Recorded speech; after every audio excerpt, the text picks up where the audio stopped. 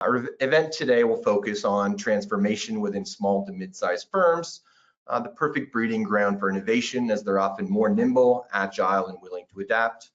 We'll hear from two seasoned law firm executives who will share their different ways that they've initiated new products, processes, delivered great service, improved efficiency, and just generally created a competitive advantage for their firms. So with that, I'll introduce our panelists for today. So we have Roberto Pont, Chief Strategy and Operations Officer at McInnes Cooper. With a background in operations, strategy, and consulting, Roberto is responsible for fostering business growth and maximizing operational efficiencies through innovation. Prior to joining McInnes Cooper, he's held several executive positions supporting KPMG's global advisory business, as well as KPMG Canada's management consulting practice. Welcome, Roberto. And we also have with us today Dean Savino. So Dean is Chief Enterprise Officer at Fenimore Craig. Dean has over 24 years of technological leadership and has leveraged his experience to manage Fenimore's enterprise services operations, efficiency, project, and risk management initiatives, as well as general firm growth. So Dean and Roberto, welcome. Thank you for taking time with us today and for sharing your insights. Morning. So let's go ahead and get started. So to start off the discussion and level set for today's chat, maybe Roberto, we can start with you and have Dean jump in first, but could you, for the audience, describe the market that McInnes Cooper is in today as context? Yeah, sure, I'm happy to. So hello and welcome everyone. McInnes Cooper is a law firm based in Atlantic Canada. We are one of the top 25 law firms in Canada. And whilst we principally service this Atlantic region, which is comprised of 4 of the main provinces, that's Newfoundland, Nova Scotia, New Brunswick, and PEI, we do actually service a lot of work across Canada and breach into the US as well, supporting clients down there. We're approximately 200 practicing attorneys, as you say down there, lawyers up here, and they are supported by approximately 200 odd business enablement staff. That'll be the whole suite between support staff directly to our partners, all the way through to the back office, as we'd say, the finance and marketing and business development department. So that, I hope, gives you a sense of the size of our firm. That is helpful, absolutely. Dean, same question for you. Could you describe the market that you're in at Fenimore? Yeah, absolutely. I'm actually in our Phoenix office. We're, I would say our headquarters, our largest office is in Phoenix. We have 10 offices today, and we are mostly in the southwest region. We have offices in California, Colorado, Nevada, and California, Colorado, Nevada, and that's it. At least today. We were the fastest growing law firm last year, and so we've had a lot of lateral activity, acquisitions. We did a merger during the pandemic in 2020. We brought on 3 new offices in Central California, and you know, we are competing against everybody and everything. We're also in a state that just recently changed its laws to allow non-lawyer ownership in firms, and so we're competing against the AM law firms, we're competing against the small boutique firms, and also the online ones, and then trying to adapt to these rule changes here in Arizona. So that is pretty much a glimpse of our office. We have about 200 lawyers and about the same business enablement. I like that, Roberto. Business enablement staff across all services. Got it. Sounds like exciting times at Fenimore these days. Absolutely. Okay, so thank you for that level setting. I think the audience will appreciate that. So again, legal innovation tends to be client-centric, technology-driven, collaborative. Roberto, starting with you maybe, what has been McInnes Cooper's experience with transformation within the firm? Yeah, sure, Paul. Thanks for that question. So McInnes Cooper, I'll specifically focus on one concept, which we'll then explore, I'm sure, through this presentation. But our approach to transformation, as it were, it kind of spans the entire thing. And I hate to be so nebulous, but I'll try and be specific, right? When I came on board, the law firm had all the component parts, but hadn't necessarily stitched them together in a succinct story, right, that everyone bought in. So the transformation really starts from the top with our kind of long-term view, where we stopped looking annually, we started to look out far longer, and ended with a 5-year plan. It's predicated off 3 pillars. Those 3 pillars are business growth, engagement, innovation. Each pillar has an ambition to which we are targeting success by 2025, because this was, of course, a couple of years ago that we put it in place. And really everything then that support those pillars, recognizing, and very important to note, that there are interdependencies across the pillars. You don't get one without the other. So that's the key almost framework to everything else. And then there's various bits which I'll touch on as we go through.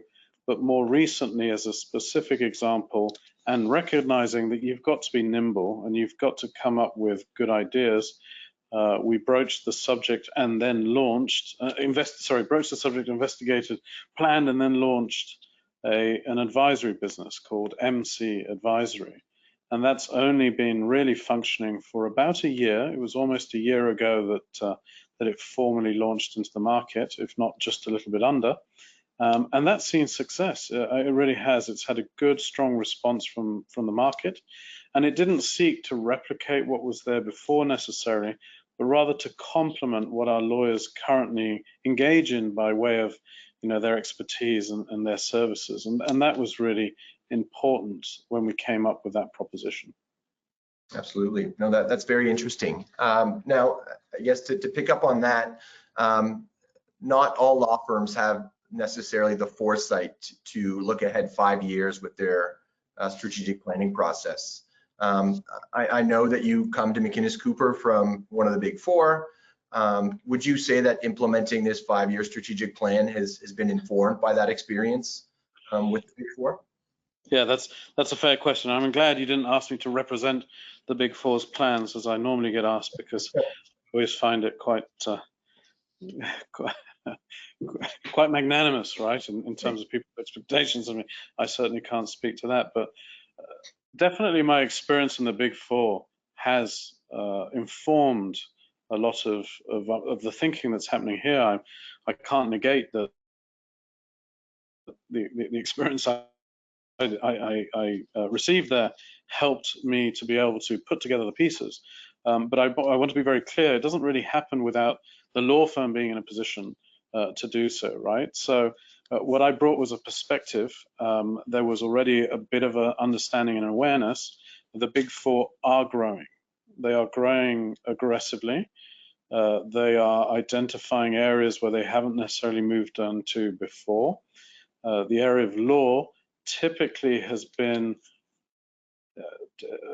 around the immigration practice, but is now expanding far kind of broader than just that. And we see the effects here locally in the smaller part of Canada, where people are coming in and trying to take lawyers up from the big 4s. And it's not just that, right? It's also from across the border. Our cousins down south here in the US have identified opportunities to try and attract some of our lawyers as well. So there's a lot of competition, but going back to the big 4, their ability, and they're partnerships, right? We are partnership too. So there shouldn't be that much difference, and we should have the ability to overcome some of the hurdles, which we have, that they've always done, which is multi-year plans. They still have to clear down at the end of the year from an accounting perspective. But in having that 5-year plan, it just enables you far more consistency in the approach that you're taking to specific big ticket items, as well as the small steps you're putting in place to get to a bigger change, right? Whether that's the way you're handling your employees and your members and your human capital, or whether that's how you're approaching innovation. And I think it's helped a lot to see the woods through the trees, right? Right. Which is a key part. Yeah. Absolutely. So if I can just pick up on the Big Four discussion for a second, have you noticed, and again, acknowledging that you were with one of the Big Four, and they're not all alike, and not all law firms are alike, have you noticed key differences in firm culture between the Big Four, at least your experience, and law firms? Yeah, so our dirty little secret, I've actually worked at all Big Four, if you can believe it, so I do have experience in every single one of them. But yes, the majority of my years were at KPMG, so that's where I would focus on. From a cultural perspective, I do feel like law firms can oftentimes be a little bit more antiquated in their approach. So they're almost like the professional services, but a few years behind. And I hate when people say that, because it's like, well, yeah, great, so what? What I mean by that is, I think where law firms could really do well is to understand what is it that brings everyone together as a value proposition and as a law firm, as opposed to being a brand where a lot of individual people come in and do individual things. And the way I've always tried to articulate it to people is, if you were to sell your law firm tomorrow, what is the value that you'd realize for it?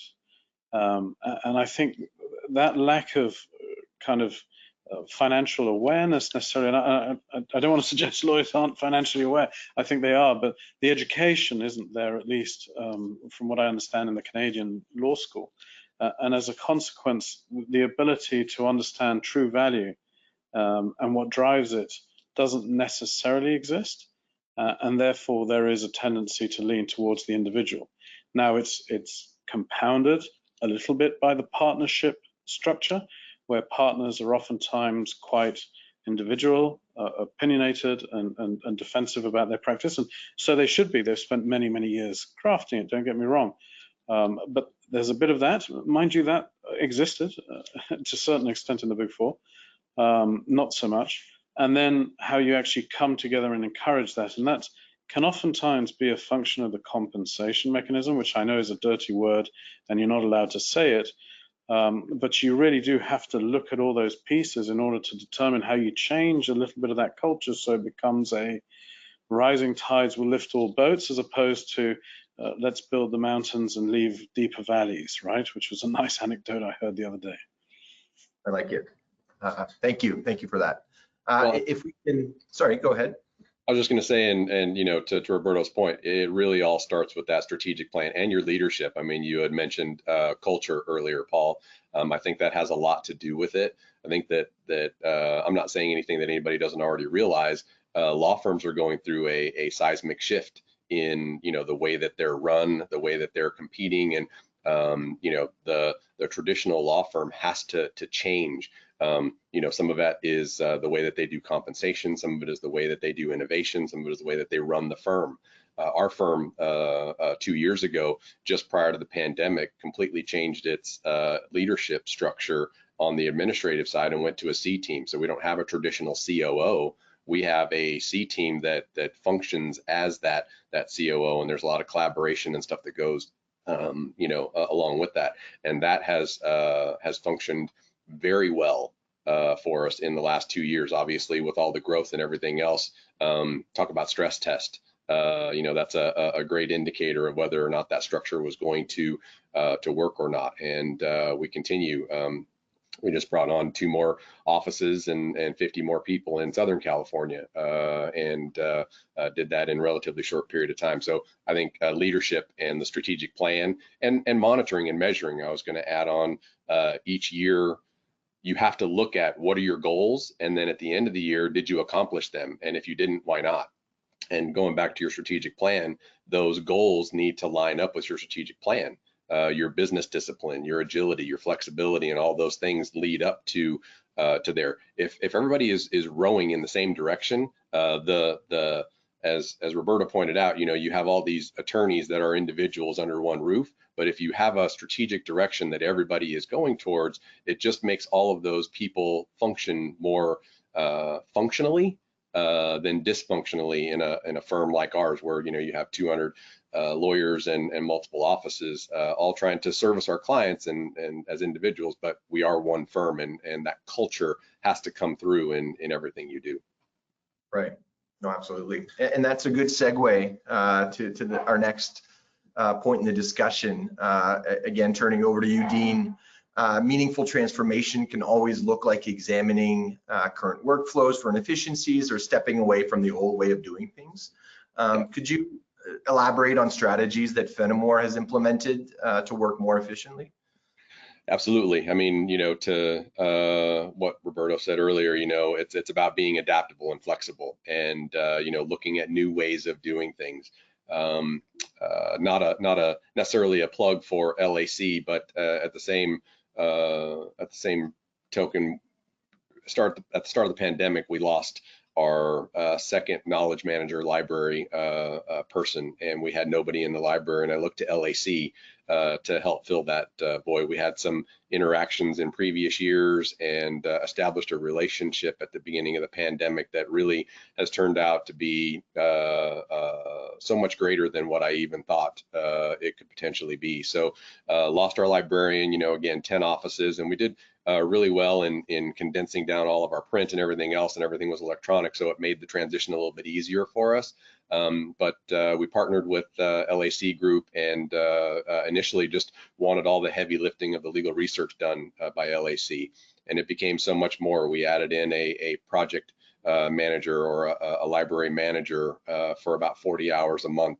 And they do all of the training, they help with budgeting, they help mentor the assistant librarian that's in one of our other offices, have taken on a lot of work even in some of our other offices that we've either acquired or brought on as well. And it's really just been a great partnership. I think a lot of the reason why it works is because we have that such strong engagement. I meet with them weekly for a half hour to just touch base and strategize on what we're doing from week to week, and what they're doing with working with the practice groups. And this is a model that we've just kind of I say rinse and repeat it. I mean, we try to do this in all the different administrative areas, whether or not it's internal employees or staff or business enablement people, versus whether we have some of it outsourced. And it's really a good combination. I think you just have to be adaptable and flexible in how you work with your internal and vendors to just accomplish those goals. So I take it back to what I was saying before, which is the strategic plan. You've got to go into it with a plan, and we knew that we had a plan when the librarian and knowledge manager left at the beginning of the pandemic, but as we've continued to adapt the procedures and processes and stuff like that, it's been great. I struggled a little bit with the setup of LAC at first, because I know how there's a lot of turnover in our own staff, and I'm sure with other companies, and I was concerned with the way that we had to get set up with LAC, that there was going to be a lot of administrative overhead and having to set up new people at LAC on our account. This turned out not to be the case. It's really been a fantastic partnership. Bottom line is we are about half an FTE less than what we were prior to that relationship that we established with you guys, and it's really been something that I've commented on with other firms, because they've asked how we've done it and how we have moved forward. So that's helpful. Absolutely. So one thing I wanted to pick up on is I know that Fenimore is leveraging managed services in other areas as well at the firm. Would you say that it's cultural at the firm? Did that have any sort of impact on making our collaboration successful, or is that not really relevant? I'm going to go back to what I said earlier, and it's leadership, right? I think your culture has something to do with that. I'm not able to establish these types of things without buy-in from the firm.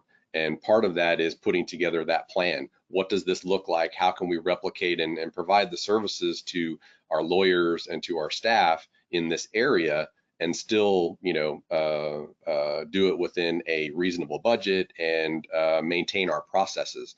I think that was the biggest thing for me, is as we started to strategize and figure out, can we create this partnership and still maintain our current processes and build something around to where it's transparent to the users. I think that gets down to your point.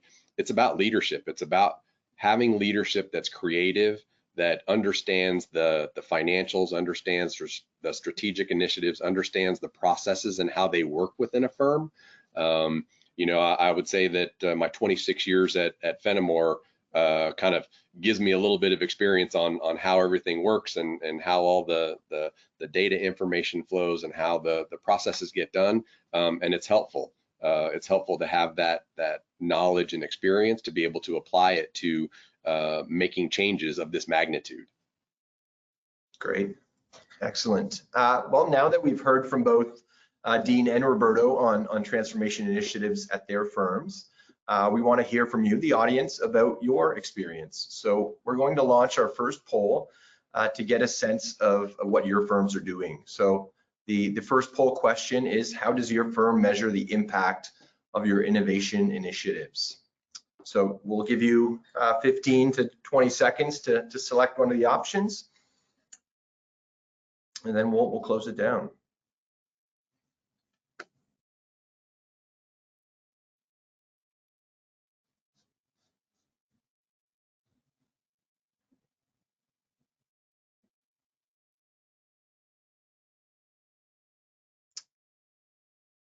All right, it looks like the majority of our audience has responded. Let's see if we can get results here. That's interesting. Program adoption and ROI. Any comments or thoughts that come to mind based on these results, either Roberto or Dean? Yeah, it's an interesting one. I actually thought ROI might actually be a little bit higher. Program adoption is important, right? If I just take a moment to reflect then on what we've certainly done here at McInnes Cooper, with the 5-year business plan, you have the annual ones, and in order to ensure that those happen, you have accountability really at the end of the day. And Dean alluded to this. Absolutely, you need that accountability. And so we've got this matrix, the RACI matrix, and every member of our management team is appointed to undertake those ones. And one of them is on innovation. And on that innovation piece, because we have that accountability at the board level, at the management level, it's happening. Not only that, but in order to make sure that an innovative program really takes hold, we've certainly looked at it as ensuring that there's accountability, ensuring that there's KPIs as outcomes, as well as committed kind of revenues. And all of that leads to any business case being put forward, and we do require them. It sounds onerous, but we support our members with tools and with education that help them be able to do these in a short space of time. I'm talking 8 to 12 weeks is typically what we expect to get to business plan level. And those business plans will take into account a lot of considerations. First and foremost, I will recognize it is ROI, right? You have to be able to articulate what it is, what the intention is of this program. But that ROI doesn't mean that it's purely qualitative, right? Quantitative, I should say.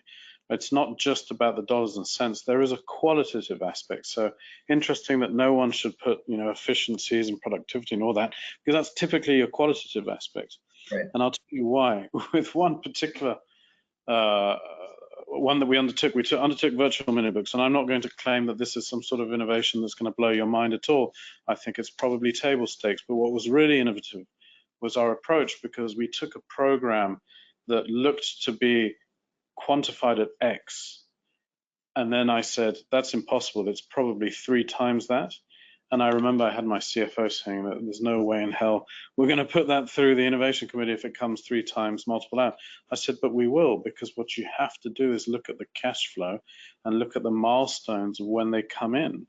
And so what happens is when you look at that, which we did, we took it to the innovation committee, and they themselves have run around this firm saying how easy it was to look at that program and to be able to understand it so simply, right? There was a model, and more important, there were stress factors built in. So as soon as a member, as inevitably a member will always do on one of these teams, said, yes, but what if that doesn't happen? And what if that's a lot worse? And I think you're over-egging that. So we stressed it to breaking point, and everyone was comfortable that in the worst case scenario, it still made sense.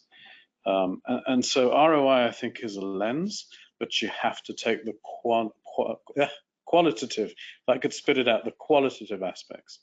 Right. This is a fascinating topic for me, being on the technology side for many years. Program adoption, that's why spend money on something that people aren't going to use? Why spend any resources on innovative projects that may not make it to the finish line? But the struggle is in that efficiency for me, right? So there's a ton of technology, there's a ton of process improvement and all that stuff, but the struggle is when you get to the attorneys and the practices. There are some attorneys that struggle with being more efficient, right? Because being more efficient in a traditional billable hour model means that I'm not making as much money. So if you make my job too efficient, I don't know how to break out of my habits and out of my mold in what I do and adapt to that greater efficiency in order to make more money, right? And there's a lot of things to unpack here. We could probably spend an hour on, delegating work and, on, firms changing their models for, billable hours, work effort, book of business, that kind of stuff.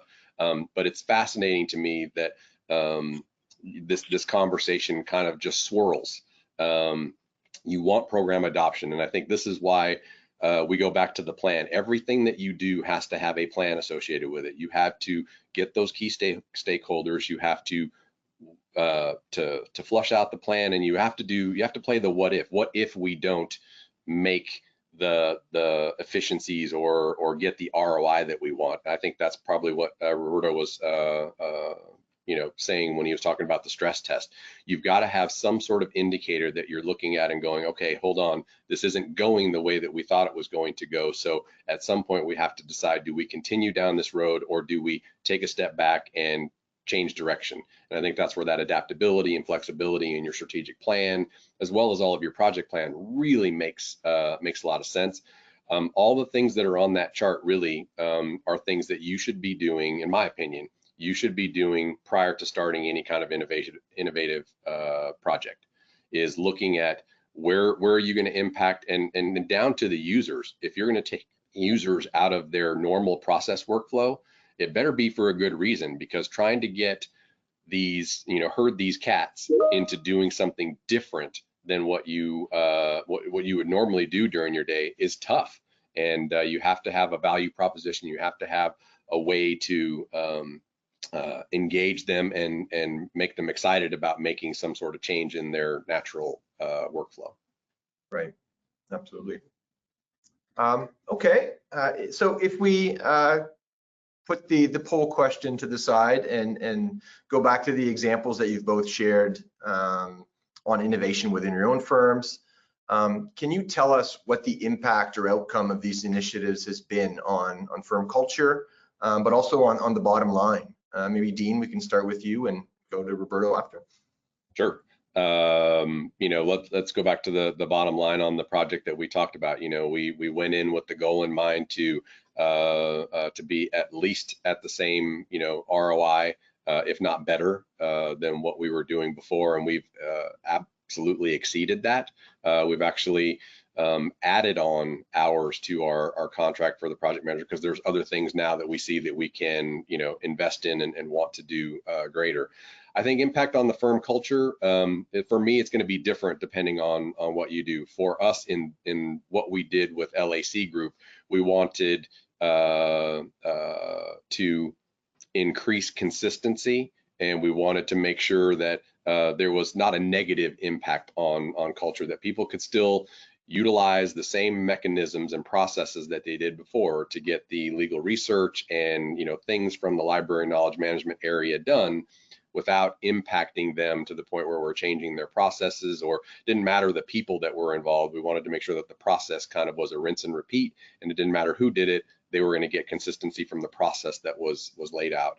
I think there are projects though where you do want an impact on firm culture, and I think that even though it makes the firm or the people grow and stretch and do things a little bit differently, I don't see that as a bad thing. I think that there are things that you identify in your strategic plan and what you're doing year to year that you identify as something that you really need to make a change on. Now, whether you take that all in one bite and all in one year and say we're just going to do this mass overhaul, or whether you're going to do it in small bites and do it over a couple year period, I think that's where that planning for me comes in. But yeah, I think the impact on firm culture can be, both good and can be good and non-impactful, or can be good but also stretch you and make the changes that you need to in a positive way, even though they may be painful as you go through them. Right, that's a great point. What about you, Roberto? Any impacts to firm culture based on your experience? Yeah, it's interesting, right? The firm culture one, there has been impacts. So if you start back to the way that we've tried to construct our governance mechanism on these initiatives, of course, accountability was key. So number one, having that accountability to the innovative approach of putting in place a new business really helped make sure that we had the right people working on it, and the right people knowing that the consequence, whether good or bad, and there's never good or bad, there's just success and learnings, would ultimately reflect on them and the decision of the firm. As a consequence, I believe we got the product, the concept up quicker. Not only that, but talking to the culture that was here before I even arrived, there was a willingness in the partnership to entertain this investment, because it's not one that you make lightly, right? There's many people that feel that they have a say, and yet we were able to launch the business. And since then, the model that we had built that showed that it would break even over a certain period of time, we are tracking to that period of time. Important to this kind of second phase is the continued accountability. It doesn't just stop with I launched it, now I'm going back to my practice, thanks very much guys. No, these guys are continuing to be on the hook. It's part of our business plan. We make it very evident to all our members that MC Advisory will continue to be supported, and these people are accountable for that. There's quarterly reporting to the board on what's being done, both in terms of outcomes on the bottom line, to your point, but also outcomes in terms of that support. And then the culture, the firm culture, it's funny, when it starts, I mean, you've always got naysayers. You'll never please everyone. That's a guarantee. And as a consequence, the naysayers are typically quite vocal at the start, then they go quiet, and then they wait for their opportunity to say, ha, told you so, right? And that's okay, that you just have to deal with them. We've not had the ha, told you so yet. So clearly something is working. And moreover than that, we've had new ideas generated as a result of an understanding of a slightly different world to the one in which a example lawyer would be operating in, and as a result an attempt to create a potential new service or a new partnership or a new idea to go to market with. And I think that's really important, because that's what's driving the change, is the proof of an investment, or in this case, a launching of a business, that it can work, it is working, but it still requires that continued investment, right? And as a final point, just the communication piece, I can't help but iterate how important that cadence of communication is.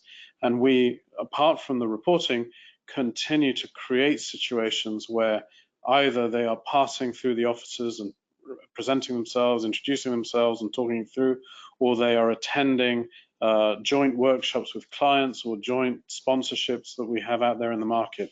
That keeps the momentum, keeps that kind of glue, I suppose, that cultural piece going.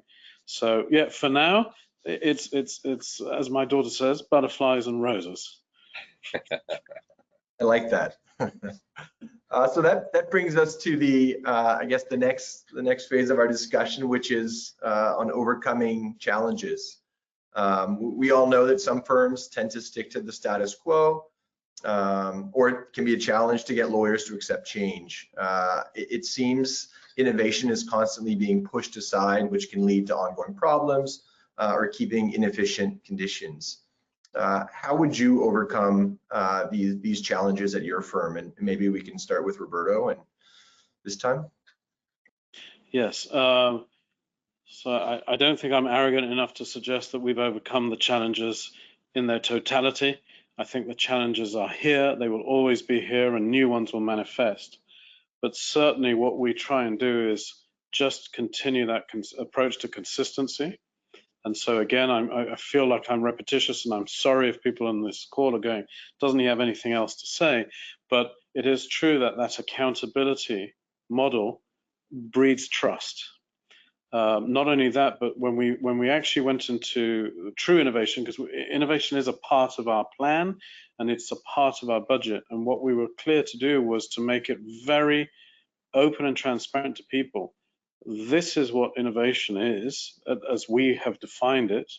This is the budget we've made available that you can all access. If you want to ask questions about the budget, where it's been spent, just look at the quarterly reporting. We're making it very clear to you. But also, this is how you can come up with an idea. And for me, the biggest worry was, unfortunately, we didn't have the benefit that other firms might have, which is floods and floods of ideas. We had that before, but then it dried up because of kind of the feeling that, oh, innovation doesn't really happen in this firm. It's just all talk. Since putting in place those changes, we really drove one example hard.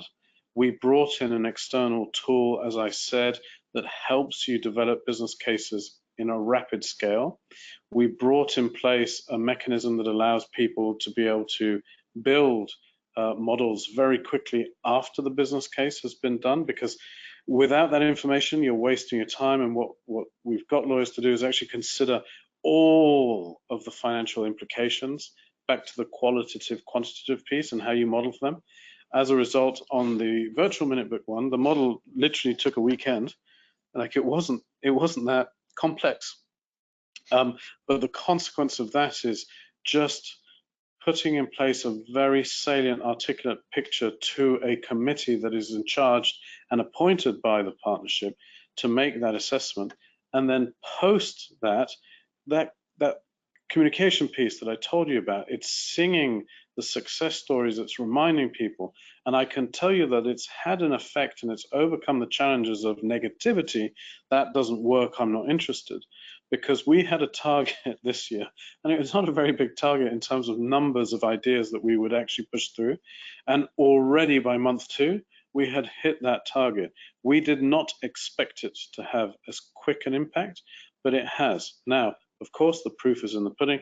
Let's see how many actually make it to implement an idea by the end of the year. But we're excited for that change, and that certainly, I hope, gives your viewership a little bit of understanding of the components that helped to get us there. Absolutely. How about you, Dean? Any innovation challenges, and if so, how did you overcome them? Yep, I'm going to take a little bit different tact than Roberto. So know who you are. That's one of the mantras of our firm. Know who you are. We are not Roberto's firm. We're not the firm down the street. We have different clients. We have different services and needs. And one of the things that I've seen in my experience at the firm and in the law firm industry is that people like to look to other firms and try to rinse and repeat. And unfortunately, that sometimes works and sometimes doesn't. You have to know who you are. And if you're going to innovate and do things that line up with your firm, the services you provide, the culture, all those different things. I mean, you know, again, it's just, you have to start with that understanding and try not to, I don't want to say, you know, stay in your lane, but you have to know where your strengths are and you have to capitalize on those strengths. So some of the projects that Roberto might undertake for his firm that are important to him may not be the same ones that we would. So I look to firms like Roberto's and others to see what are they doing that I can take as a foundational core and then be able to implement for innovative projects in our environment. You know, so I would say that overcoming those challenges, the challenge is to not do the status quo like other firms, but to really kind of drive home the strengths of your firm in the projects that you undertake. You know, we've done that in the last several years, a lot, I would say, you know, administratively, in bringing in resources and things not traditional to a law firm. We found success in doing that. You know, we brought in a legal recruiter for lateral hiring, just strictly to do that. And as evidenced by our growth in the last 2 years, that has paid great dividends. That was something that we said this was important to us. This was something that in the time where associates are being, you know, plucked from firms of our size to go to larger firms and taking these large bonuses and doing all that stuff, we kind of went against the grain and said, look, we're going to go and we're going to sell our firm and our culture and what we do and who we are, and you know, make sure that there's opportunities out there, because not every associate wants to be at a large law firm. They don't want to be, you know, a part of that grind and all that stuff. We can offer something different, and so capitalizing on those strengths and putting in these resources and approaches to and technology to meet those demands and to meet the you know, projects that the firm wants to undertake. I think those are the things, again, going back to plan, be strategic, know your strengths, know who you are, and measure. Those are very important in overcoming any of the innovation challenges. Great, awesome. Well, let's take a pause in the conversation. Sorry, go ahead. If I may just quickly, one last point that just came as Dean was speaking, and it's a fair one around, you know, not just following the status quo. I absolutely agree. The other thing to bear in mind is innovation really is this sort of buzzword that is very hot right now and everyone loves, but you know, what does it fundamentally mean? And what we had expressed around knowing your lane and knowing what it's about is innovation for us is not about creating the next Uber for legal services. That's not what we are capacitated to do. And it's not what we're going to achieve. And maybe we do, and maybe we luck out and we become a multi-billion-dollar company. Chances are probably not. So what is innovation? And for us, it was really about articulating to our members that it can be the smaller stuff. It can be the way you do things day to day. It can be process improvement. It can be small steps. Why? Because in introducing those and making them live, realistic examples to our members, you start to get the cumulative impacts that then drive bigger ones. And one of the key pieces to this was reminding our members that half the time the innovation doesn't exist with you sitting in a box thinking of something, but rather you working with an external party. And we've seen an increase in those opportunities where our members are actually working with clients and with providers to create novel propositions, right? Novel solutions and novel processes. So that's another thing to bear in mind there as well. Yeah, and I'll just finish up. Success breeds success. The more you have success and the more you get the wheels turning, the easier the process becomes in doing, you know, rinsing and repeating and doing new things. So it also works to change the culture as well. So if you're, you know, just kind of getting started, don't be afraid of doing little things, because the little things turn into bigger things and bigger things, and success breeds success. Right. So I hate to pause the discussion. This is all very, very interesting, but we have our second poll up next. So for this second question, we want to know from those in the audience, what challenges has your firm faced when it comes to innovation? And you can select multiple answers here. So we'll again give you 15 seconds or so to answer.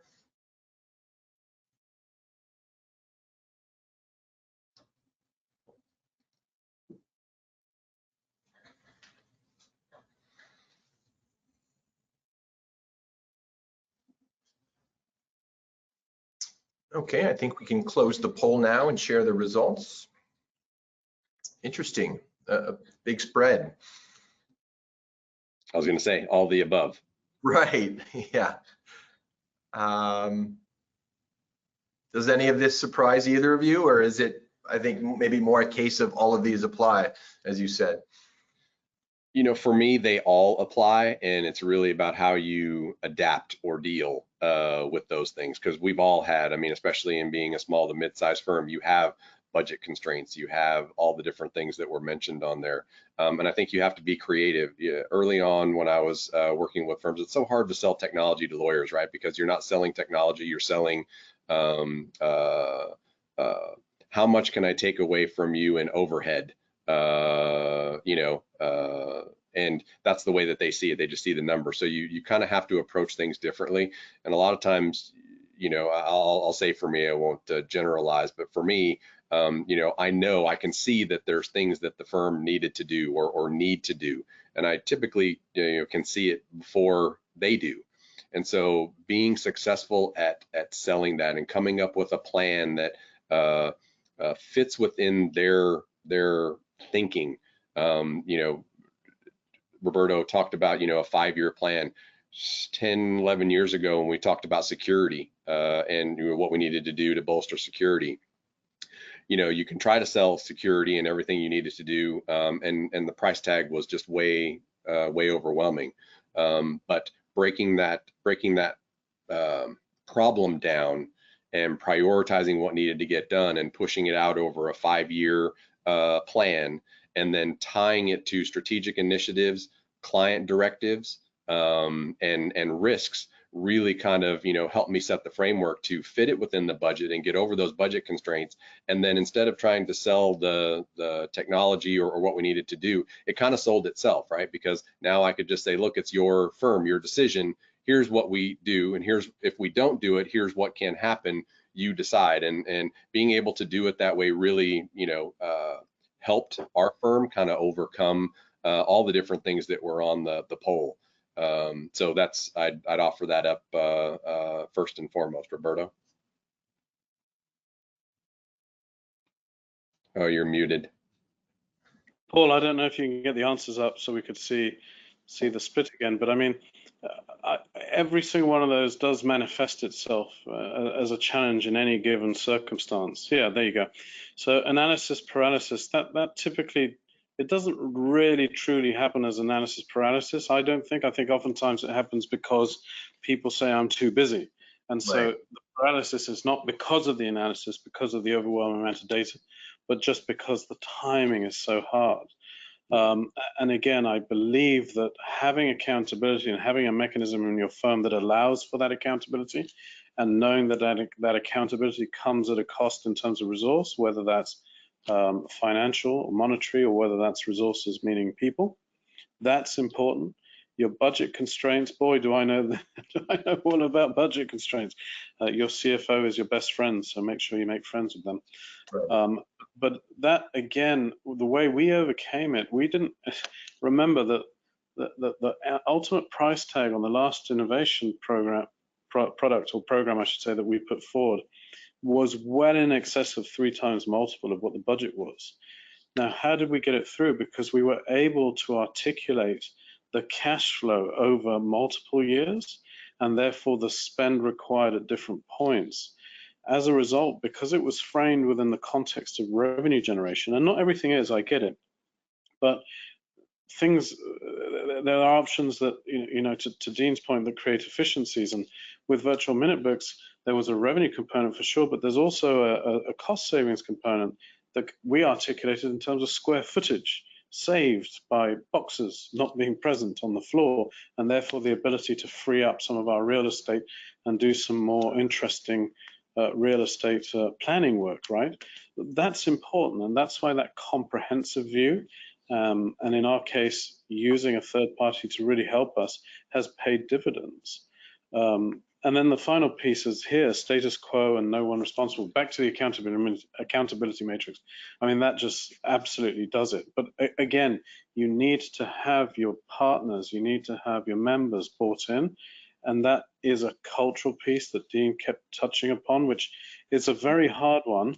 And that's why every solution is nuanced. It's not that you take my solution or Dean's solution and put it in your firm, it's going to work. You have to work with the constraints, but the fundamentals prevail at the end of the day.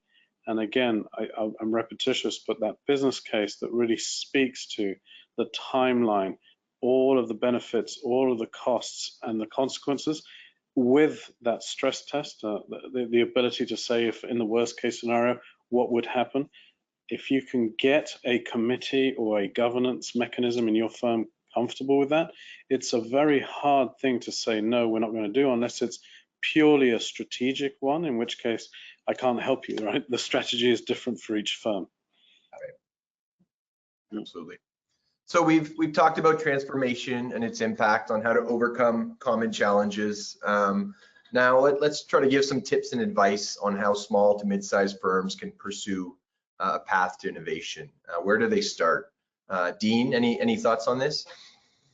Yeah, I guess I would say that I'm lucky. I've had a seat at the proverbial table for a number of years, and so I think it starts there. You have to have some sort of ability to have input. Roberto talked about, whether it be a committee, governance, somebody who's going to listen to you. You have to be a good salesman, and you have to really, I talked about it earlier, you have to understand all the dynamics within the firm, the impact of the users, the culture, the financial, the timeline, being able to put a project together and really kind of articulate that business case. That's your beginning path to innovation. So many times I talk with other firms that are similar sized, and they're frustrated because they continue to try to do things the same way. And you have to, if it doesn't work one way and it continues to not work that way, you got to do something different.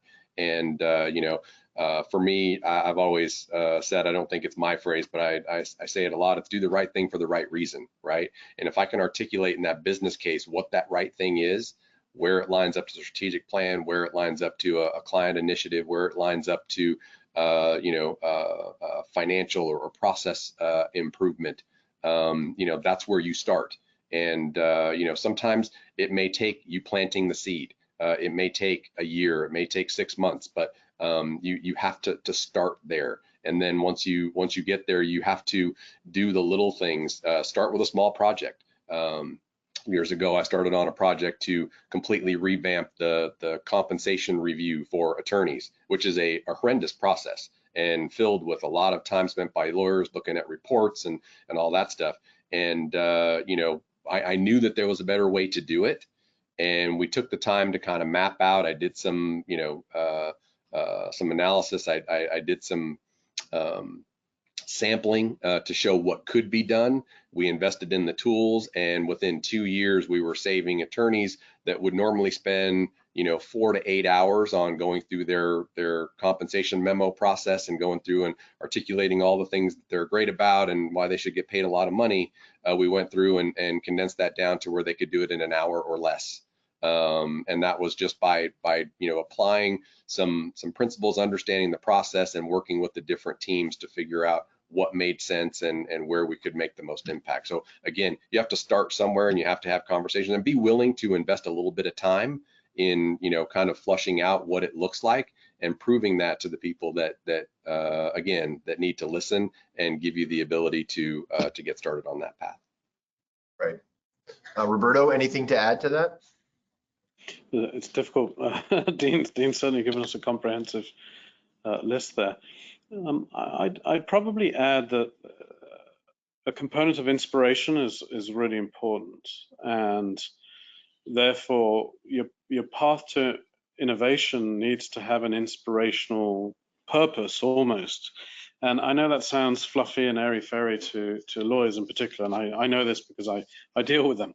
But ultimately, actually, when you do articulate it, and you articulate it in a way that has an impact to your firm, and whatever your firm does, whatever your firm needs is different, don't get me wrong, so that's part of the puzzle. But if you can crack that code, I think everyone then has a view of where you're trying to head.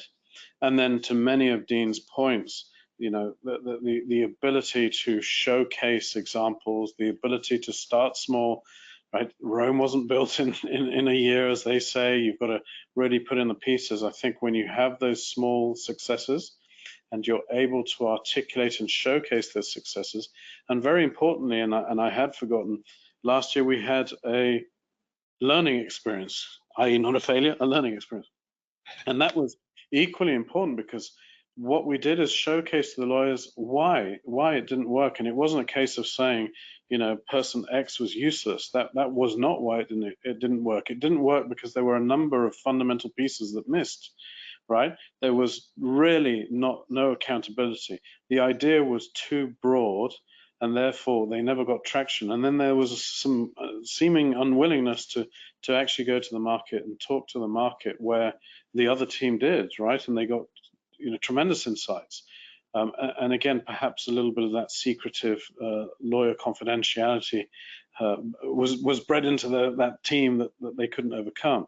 Right. But anyway, if you manage to do all that and you get those success stories, boy, do you have a compelling story to tell. And when you have a compelling story to tell, together with married with a inspirational kind of end goal, there is no limit really to that energy that you'll get back, as I hope is proven by our goal. Either that, or I had a terribly pathetic goal, and you know, my board should be challenging me harder, right? Roberto, I got to say, and Paul, lessons learned, you know, has to be incorporated in everything you do, whether it be a success or a learning experience or a failure. You know, gosh, in every project, even if it was a success to others, but maybe, you know, your internal team says, gosh, there's so many ways that we can improve that, you know, approach or whatever we did. You have to take the time to do that, and you have to allow all the stakeholders, everybody that played a part, down from staff up to, you know, up to management, to have input in that, because that is where you continue your, not just your path to innovation, but your improvement to your innovation and in your firm, and where can you do things differently and adapt and do things better, so that you know, everybody is happier in the process, right? We do what we do. You know, we signed up for working at a law firm and working with lawyers and all that stuff, but gosh, if we're going to do it, we might as well do it and be happy while doing it. And lessons learned, I can't speak enough to that. If you're not doing that, that you have to incorporate that in there.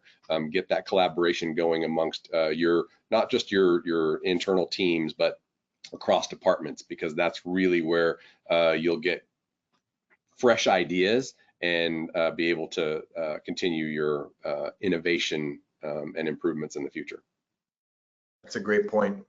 So we've got 1 or 2 minutes left for a final question. We know transformation is ever changing, and we should always be looking to take small steps to keep evolving. Are there other developments at your firms that you're exploring to continue transforming that you can share with us? We can start maybe Roberto, 30 seconds, and we'll leave a bit of time for Dean.